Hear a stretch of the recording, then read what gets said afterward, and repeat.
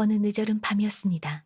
강진의 바다는 낮 동안 머금었던 열기를 천천히 토해내고 있었고 초가 지붕 위로는 달빛이 물처럼 흘러내리고 있었습니다. 초라한 초옥 한 칸, 그 안에서 한 사내가 홀로 등불을 밝히고 앉아 있었습니다. 그의 이름은 정약용.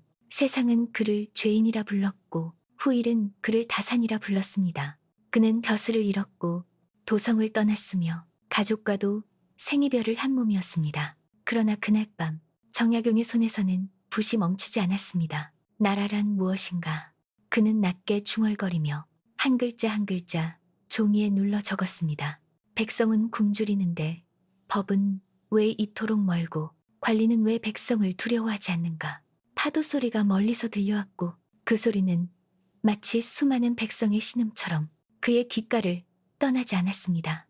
정약용은 유배지에서 원망을 쓰지 않았습니다. 저주도 남기지 않았습니다. 그 대신 그는 100년 뒤를 살 백성을 위해 글을 썼습니다. 그의 방 한켠에는 헤어진 가족의 편지가 고이 접혀 있었고 등불 아래에는 수십 권의 책이 산처럼 쌓여 있었습니다. 내가 벼슬에 있지 못하더라도 세상을 바로 세울 수는 있다. 그는 그렇게 믿었습니다. 그래서 그는 잠을 줄였고 먹는 것을 줄였으며 글을 늘렸습니다. 목민심서, 경세유표, 흠흠신서.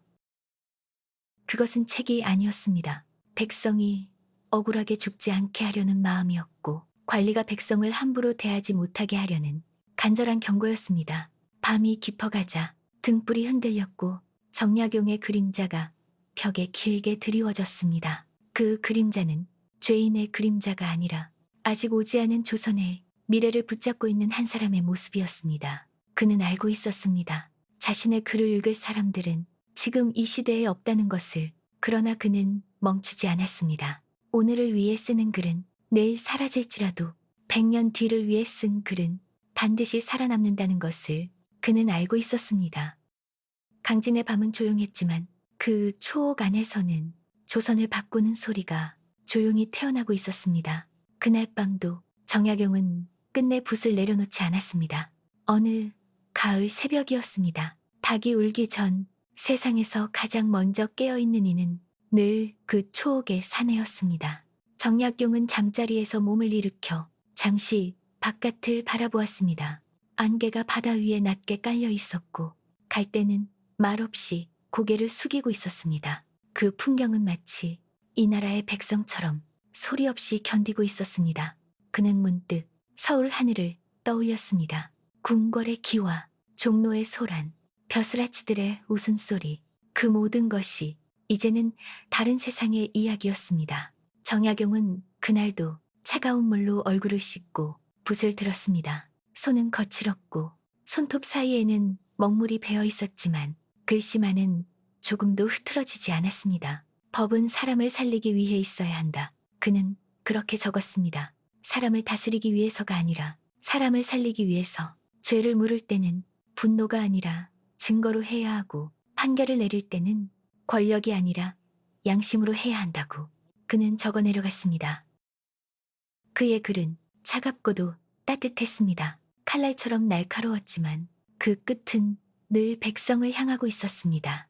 유배지의 관리들조차 처음에는 그를 두려워했습니다. 그러나 시간이 흐르자 그를 존경하게 되었습니다. 말수가 적고 웃음도 많지 않았으나 그의 눈에는 사람을 함부로 보지 않는 깊이가 있었습니다. 어느 날은 억울한 백성이 찾아와 마당에 엎드려 울었습니다. 정약용은 그를 일으켜 세우고 조용히 물었습니다. 무엇이 그대를 이리 만들었는가?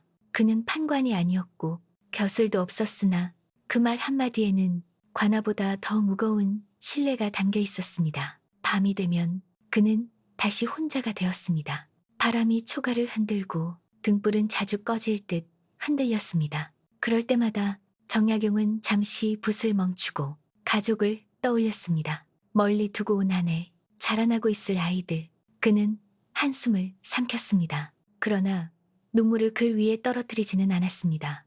슬픔은 마음에 두고 글은 세상에 남겨야 한다. 그것이 그가 스스로에게 세운 약속이었습니다. 그래서 그는 유배 18년 동안 하루도 허투루 살지 않았습니다. 비 오는 날에도 몸이 아픈 날에도, 마음이 무너지는 날에도 그는 글을 썼습니다. 사람들은 훗날 그를 실학자라 불렀고 개혁가라 불렀으며 조선 최고의 사상가라 불렀습니다. 그러나 그날 밤의 정약용은 그저 한 사람이었습니다.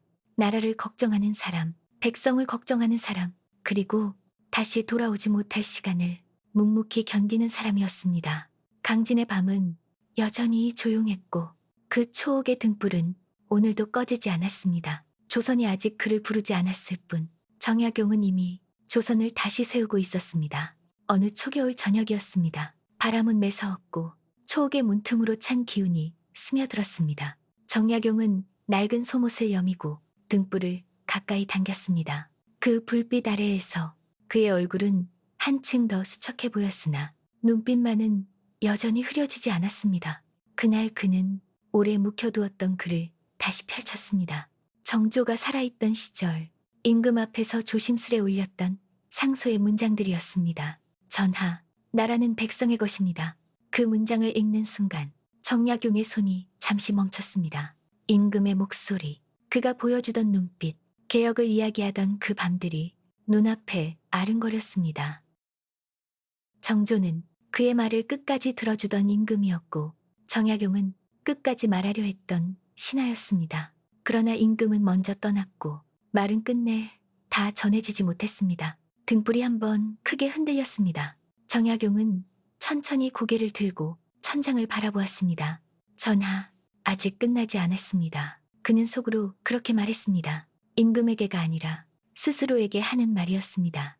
그날 밤 그는 다시 붓을 들었습니다. 이번에는 벼슬을 위한 글이 아니었습니다. 임금을 설득하기 위한 글도 아니었습니다. 아직 태어나지 않은 관리에게, 아직 말도 못할 백성에게 남기는 글이었습니다.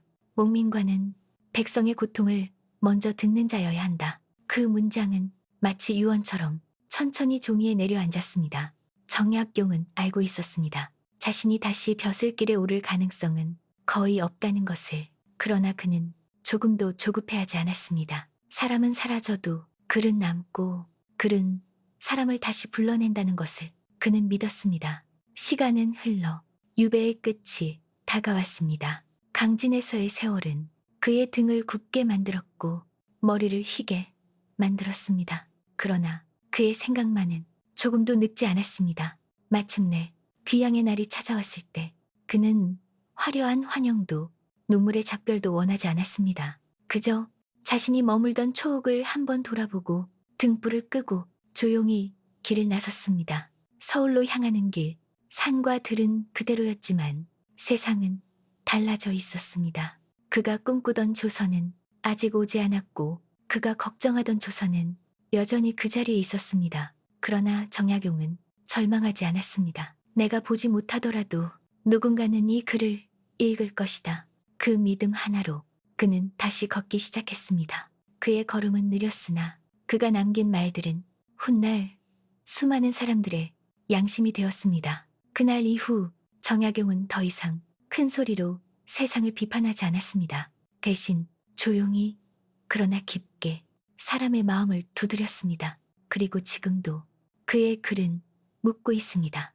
권력은 누구를 위해 존재하는가? 그 질문은 그때도 무거웠고 지금도 여전히 무겁습니다. 어느 늦은 봄날이었습니다. 한강 물줄기가 잔잔히 흐르고 마제마을의 버드나무에는 연초록이 피 가득 돋아나 있었습니다. 정약용은 그 강가에 서서 한동안 말없이 물을 바라보고 있었습니다. 유배에서 돌아온 몸이었으나 그의 마음은 아직도 강진의 바람과 함께 머물러 있는 듯했습니다. 사람들은 그를 돌아온 학자라 불렀지만 그는 스스로를 돌아왔다 생각하지 않았습니다. 다만 잠시 멀리 다녀왔을 뿐이라 여겼습니다. 고향의 집은 소박했고 마당에는 오래된 감나무가 서 있었습니다. 그 나무 아래에 앉아 정약용은 아이들이 노는 모습을 바라보았습니다. 그 웃음소리를 들으며 그는 문득 생각했습니다. 이 아이들이 자랄 세상은 조금이라도 나아져야 하지 않겠는가. 그래서 그는 말년에 들어서도 붓을 내려놓지 않았습니다. 몸은 예전 같지 않았고 밤을 새우는 일도 힘에 부쳤지만 그를 멈출 수는 없었습니다. 사람들은 그에게 왜 아직도 글을 쓰느냐 물었습니다. 이미 할 만큼 하지 않았느냐고, 이젠 쉬어도 되지 않느냐고. 정약용은 그 질문에 길게 답하지 않았습니다. 그저 조용히 말했습니다. 아직 묻지 못한 질문이 남아있다. 그 질문은 나라를 향한 것이기도 했고, 사람을 향한 것이기도 했으며, 자기 자신을 향한 것이기도 했습니다. 다산이라는 호를 그가 스스로 선택했을 때도 큰 뜻을 내세운 것은 아니었습니다. 차를 좋아했던 마음, 소박한 삶을 바라는 뜻, 그리고 많이 남기기보다는 깊이 남기고 싶다는 다짐. 그 이름처럼 그의 말년은 조용했고 그의 삶은 낮았습니다. 그러나 낮은 곳에서 쓰인 글들은 오히려 더 멀리 퍼져나갔습니다.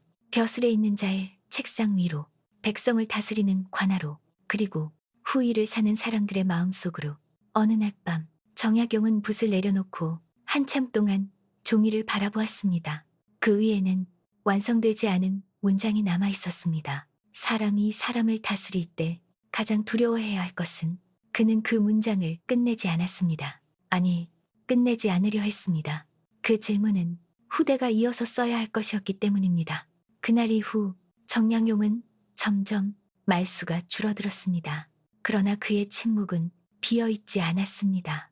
그 침묵 속에는 수많은 글과 수많은 백성과 수많은 시간이 겹겹이 쌓여 있었습니다. 그가 세상을 떠나던 날 큰 종소리도 요란한 애도도 없었습니다. 다만 그가 남긴 글들이 조용히 숨을 쉬고 있었습니다. 그리고 지금도 그 글들은 묻습니다. 그대는 어떤 세상을 만들고 있는가? 정약용은 답을 남기지 않았습니다. 대신 질문을 남겼습니다. 그 질문은 그가 떠난 뒤에도 오래도록 이 나라의 마음을 두드리고 있습니다. 함께 해주셔서 감사합니다. 구독은 사랑입니다. 복 많이 받으세요.